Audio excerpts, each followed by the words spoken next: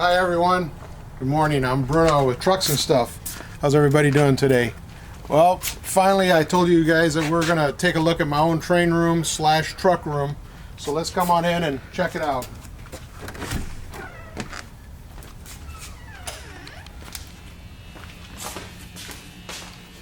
Well, as you first walk in, this is my personal, one of my other collecting rooms. 1/50th scale mostly in here. Basically a lot of the same stuff that you guys seen Trucks and Stuff, that showroom. There's some of the low boys here actually have loads on them because there's a lot more space between top and bottom of these wood shelves. Not so big. This one here is 10 by 30. And there's some other trucks down in the acrylic cases that are actually not produced by us, but from other manufacturers that I've collected in the past years. 1/64 scale. Those obviously are all the 1/53rd done for us by Tonkin. And this is my workshop. This is where I've got my table. Obviously for you guys that have train rooms, we always got to have an area that we always work with our trains, changing couplers. Even though a lot of this stuff is ready to run, we always try to modify and do things a little bit better to suit our needs. But the 187 trucks are all basically all displayed in this building on the train room, which we've got one duck under. And once we're in, then there is no other duck under, just one.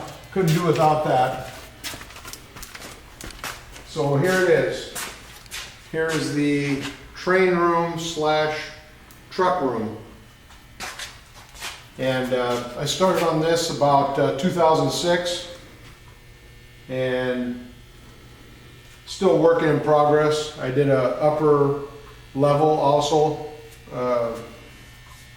Most of the layout is flat. My other one was open grid, which had elevated track. This really doesn't. I guess just because of all the area that I needed to put all these trucks out. And as bad as it looks with all these trucks overtaking the railroad, there's actually probably about 400 more that have to go on here. So some are going to go on the top, and I don't know if I'll ever put all of them out.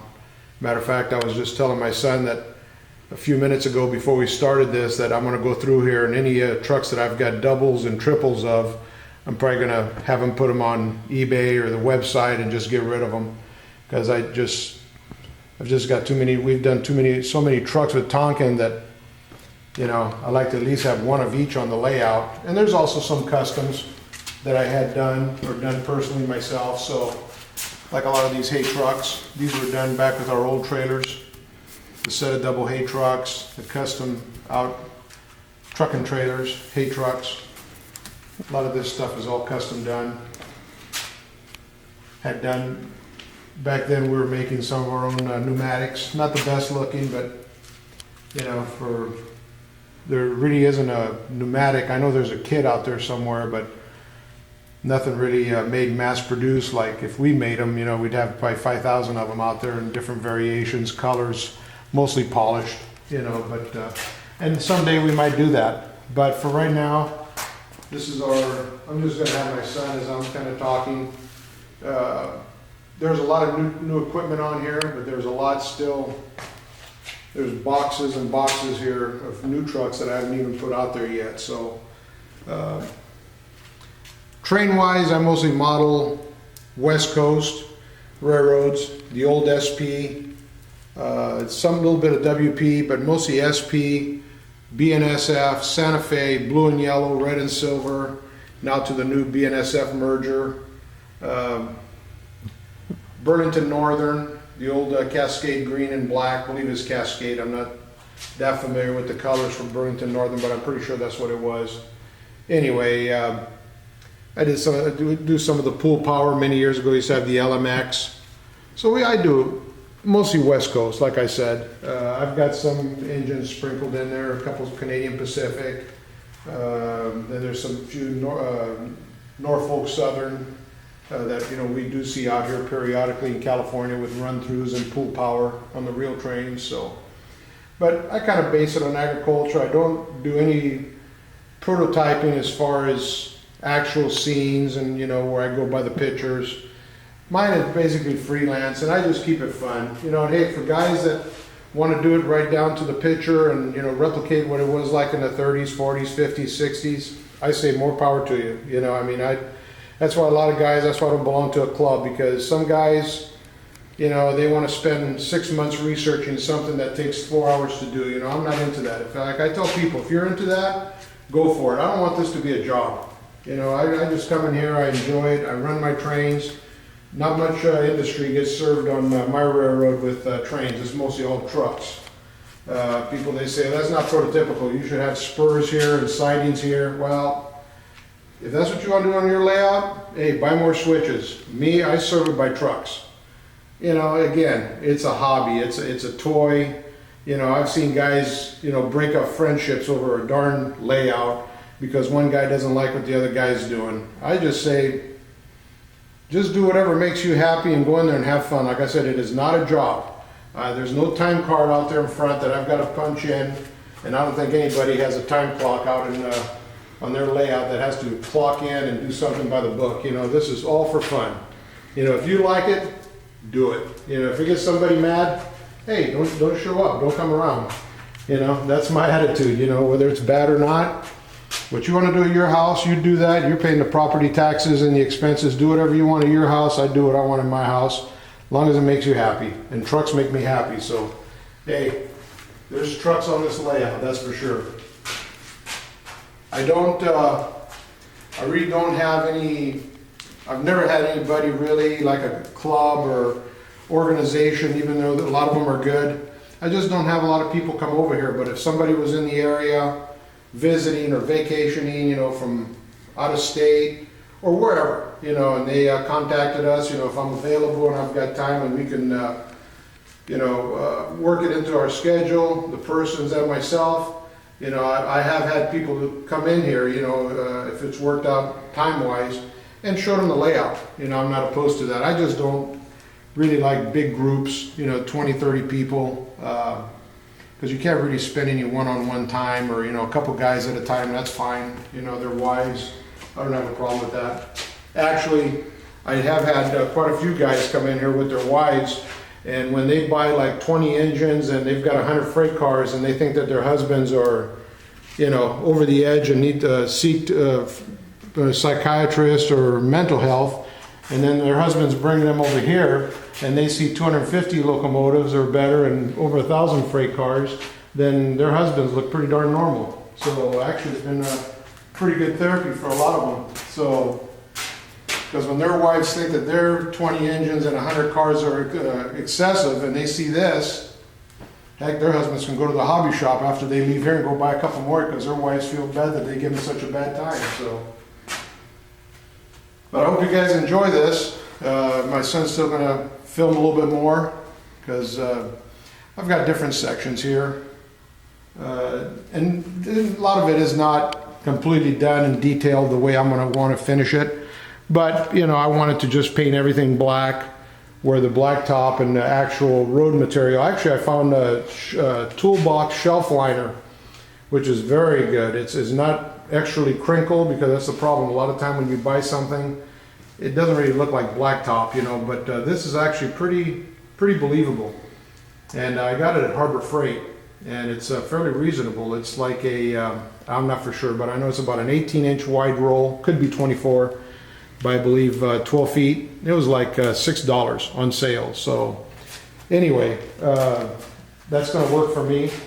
But for now, I'm going to refine tune a lot of this. You know, I've got to put parking stalls, different street identifications, you know, like for truck parking and, you know, like the truck stop. But like I said, I've been working on this and then trying to run my trucks and stuff business and other businesses that I have. So, you know, the main thing, I just wanted to get it covered. I just didn't want plywood, exposed plywood. You know, this doesn't look like the best, but at least something black on here simulating blacktop is still better than just seeing exposed wood like some of the areas that I haven't painted yet, or put ground foam and sand and dirt. So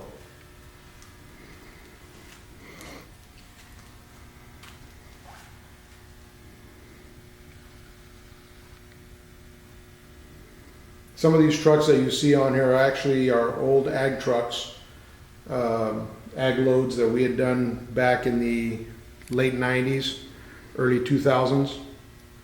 And some of them are still available from some dealers that have them. I don't know if Tonkin, we might here in the next several years might come back with, being that our molds were resold to another company from the original company that we sold out to, and they, as far as I understand, those molds aren't even in existence because they weren't properly taken care of, and they basically got destroyed by the weather. So because molds are raw iron and they have to be stored properly and out of moisture, and they were not. From what like I said, I could be wrong, that's what I was told. Pretty reliable source, but there again, I don't know, I haven't seen them. But being that basically we sold them out 11 years ago and nobody's ever produced them anymore, kind of makes me believe that the person that told me this is pretty reliable, because after 11 years they never came out with any of our product, whether it's the bottom dump, grain trailers, spread axle flatbed, high cube doubles. You know, I don't know, but anyway, I just wanted to kind of give you just a rundown of the layout. My son is going around. There's one more island. There's these main lines. There's 3 main lines on the bottom that can actually run, and there are 2 on top. The 2 on top are not, they could run, but not 100% functional yet. There's still a little fine tuning I need to do. So, and I've got to landscape the top. The top cannot come to the bottom and vice versa. I just did it so I had more running room, and so then that way I can run 5 trains at a time. But mine is mostly a running layout. I don't have a lot of switching. Basically all it is car storage. While my son Bruno goes around on the other side, I've got my own Peterbilt dealership over there, obviously. Anybody that's been following me or knows of us, they know that I'm a Peterbilt guy. So Kenworth's second, so I'm a PACCAR guy, I guess I should say. But I like all trucks. I don't care what they are, you know, but my favorite is Peterbilt. So I'm gonna, while he's filming that, I'm gonna go ahead and haven't run these trains in such a long time, so hopefully nothing derails here. So probably catch a couple of them coming around. The only thing, once in a while, I have these darn trains disconnect, and the next major undertaking I've got to do is change these darn plastic couplers, because when you pull 40, 50 car trains towards the front where all the load is, they disconnect, and the height adjustment is fine. It's just that those plastic couplers just don't take the weight of a 40, 50, 60 car train. So sometimes they do come disconnected, so that's another thing I've got to do, is change it a lot to the metal KDs. So ironically here I've got 2 BNSF, both trains are BNSF, so I don't have any SP or UP. That's the other major railroad. When I was mentioning UP is another big one. I love that American flag on the side of the engines, and the older stuff. That's good too. You know, I like them all. So, and modern. I think after looking at the video, I could have even left that comment out, because you can definitely tell everything is very, very modern. Everything up. You know, I don't have any steam. Again, you know, I just personally like the modern stuff, and nothing wrong with steam, but I just don't have any here because everything is dated pretty well modern, especially with the trucks. It wouldn't look very good with a 30s and 40s steam engine going by, and have these brand new, you know, 389 Peterbilts and 386s and 587s and Coronados and Volvo 300s. So anyway, kind of give you guys an overview.